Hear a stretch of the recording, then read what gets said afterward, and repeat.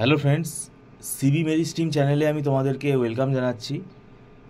তোমরা যারা MAKAUT university থেকে এমসিএ পড়ছো এবং যারা সেকেন্ড সেমেস্টারে উঠেছো, তোমাদের সেকেন্ড সেমেস্টারে আমি এর আগেও বলেছি, দেখো সাবজেক্টের সংখ্যাটা কিন্তু অনেক বেশি, আবার ইলেকটিভও আছে তোমাদের।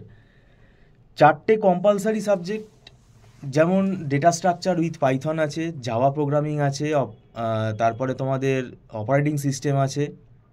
ঠিক আছে, তো এখন আমাদের যদি হিসেব করে দেখা যায় সময়টা সত্যিই খুব কম, আবার নেটওয়ার্কিং আছে।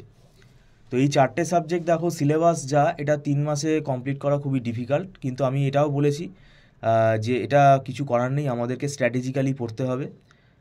তোমাদেরকে আমি ডেটা স্ট্রাকচারের ব্যাপারটা আজকে বলছি, অন্য সাবজেক্টগুলো পরে বলবো। ডেটা স্ট্রাকচারে লিঙ্ক লিস্ট খুব ভালো করে যাও। লিঙ্ক লিস্ট করে যাও মানে কি, লিঙ্ক লিস্ট পুরোটা করতে হবে, কারণ লিঙ্ক লিস্ট ডেটা স্ট্রাকচারের আমরা ফার্স্ট এই ডেটা স্ট্রাকচারটা আমরা পড়ি।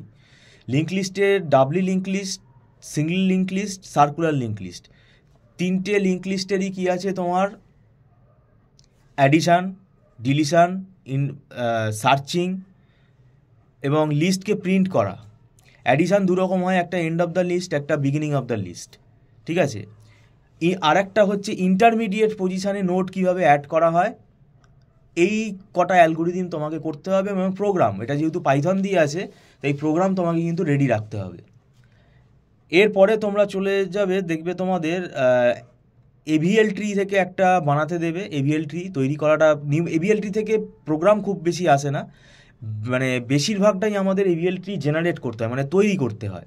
তো সেখানে নোডকে কিন্তু অ্যাডজাস্টমেন্ট করতে হয়, সেই অ্যাডজাস্টমেন্টগুলো কিন্তু আমাদের ক্যালকুলেট করে শিখতে হবে। ব্যালেন্স ফ্যাক্টর ক্যালকুলেট করতে হয়, সেটা কীভাবে হয় সেটা আলোচনা, মানে বই পড়ে ভালো করে বুঝতে হবে কিন্তু। এবার এর সঙ্গে আমাদের বাইনারি ট্রির সমস্ত প্রপার্টি, যেগুলো ম্যাথামেটিক্যাল কোয়েশ্চেন দিয়ে দেয়, ঠিক আছে, ম্যাক্সিমাম নোড কমপ্লিট বাইনারি ট্রিতে, মিনিমাম নোড, ঠিক আছে, হাইট অফ দ্য ট্রি, এইগুলো সবই কিন্তু ম্যাথামেটিক্যাল ফর্মুলা কিন্তু আসে।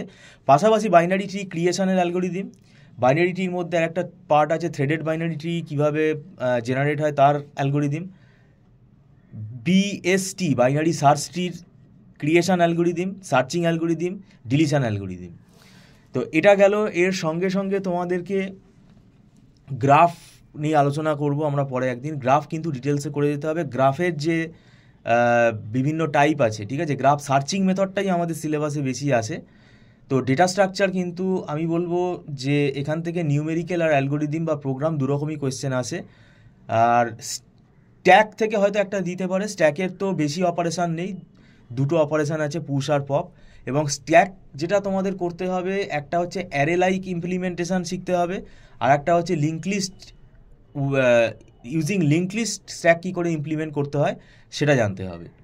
তো এর ছাড়া আমাদের আরও আছে যে সাবজেক্টগুলো, যদিও আমি বারবারে বলছি সময়টা খুবই কম, কারণ এক একটা প্রোগ্রাম কিন্তু অনেক বড়, এগুলো বুঝতে সময় লাগে। প্লাস তোমাদের আবার জাভা আছে, নেটওয়ার্কিং আছে, অপারেটিং সিস্টেম আছে।